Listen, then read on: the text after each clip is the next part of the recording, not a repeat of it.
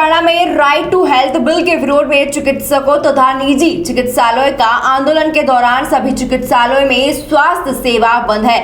वही बिल का विरोध कर रहे चिकित्सकों ने रविवार को इंडियन मेडिकल एसोसिएशन शाखा भीलवाड़ा के बैनर पर एक प्रेस वार्ता का आयोजन किया है। शहर में महात्मा गांधी चिकित्सालय में आयोजित प्रेस वार्ता के दौरान उपस्थित चिकित्सकों ने राज्य सरकार के राइट टू हेल्थ बिल का विरोध करते हुए इसे आमजन के खिलाफ चिकित्सकों ने बताया कि राज्य सरकार अपनी खामियों को निजी अस्पतालों पर थोप रही है। प्रेस वार्ता के दौरान चिकित्सकों ने बताया कि बिल की खामियों को लेकर अब आमजन को जागरूक किया जाएगा। प्रेस वार्ता के दौरान चिकित्सकों ने बताया कि देशवासियों को स्वास्थ्य का अधिकार पहले से ही प्राप्त है। इसके अलग से कानून बनाना स्वास्थ्य क्षेत्र में संचालन को जटिल बनाना का योग्य है। यदि यह सत्य है तो विश्व स्वास्थ्य संगठन अथवा सर्वोच्च न्यायालय में ऐसे किसी आदेश को सार्वजनिक क्यों नहीं कहा जाता। उन्होंने कहा है कि प्रेस वार्ता के दौरान चिकित्सकों ने अपना पक्ष रखते हुए बताया कि मुफ्त का कोई भी सिस्टम स्थायी नहीं है।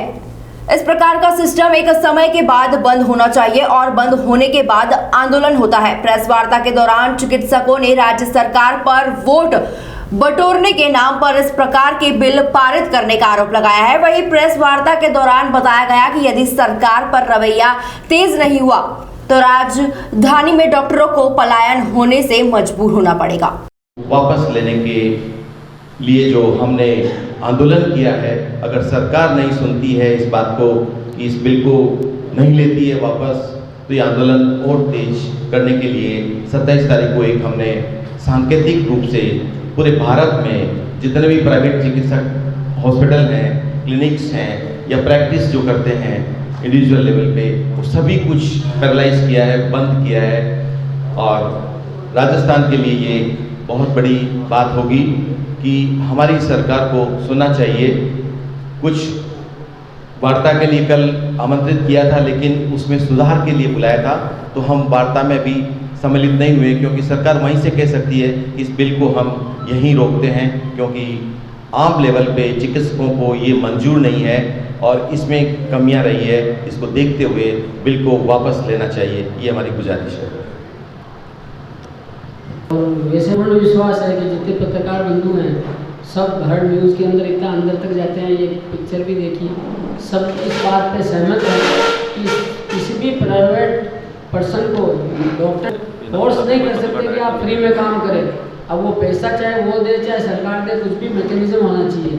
तो इस बारे में जो भी आपके प्रश्न हैं आमंत्रित हैं, उनमें से कोई भी उसका जवाब दे। सरकार उसके लिए विषय पूरे तरीके से पूरा विचार विमर्श करते हैं, उसके बाद में विधानसभा के पटल पे वो बजट आता है और शायद बहुत सी ऐसी नोटिफिकेशन होने तक तो बहुत सी ऐसी प्रक्रिया है उस सबसे स्टेप बाई गुजर के फिर आती है।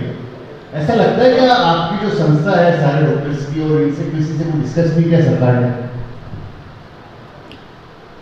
इस बिल को वेबसाइट पर रखा गया था सरकार के द्वारा, 2018 में भी रखा गया था, और उस पर काफ़ी सुझाव आए थे कि इसमें ये होना चाहिए, ये चेंज होना चाहिए।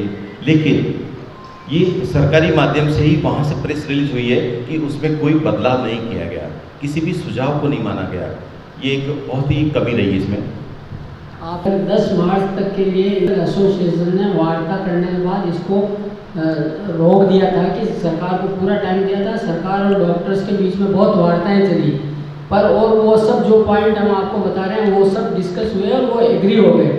लेकिन जब एक्चुअली प्रारूप समिति के अंदर जो उन्होंने जो प्रस्ताव रखा वो बिल्कुल अलग था, और इसीलिए ओवरनाइट फोर्सफुली डॉक्टर्स को ये स्टेप उठानी पड़ी। ये सब चीज़ें डॉक्टर्स सरकार को ऑलरेडी बता चुके थे टाइम टाइम पर, और सरकार के जो CS हैं, चीफ सेक्रेटरी वगैरह, वो बिल्कुल तैयार भी थे। पर पता नहीं बीच में क्या हुआ कि जब एक्चुअल इसको पटल पे रखा तो पूरी सारी बातें उन्होंने मना कर बंद है। आज 8वां दिन हो गया है और लगातार हम लोग एक महारैली का आयोजन किया है, जहां राजस्थान के सभी जिलों से सारे प्राइवेट हॉस्पिटल वाले डॉक्टर्स वहां पहुंचेंगे। लगभग 20 से 25 हज़ार की संख्या वहां पहुंचने की उम्मीद है। ऐसा अभी जो नंबर आ रहा है उससे जाहिर हुआ है।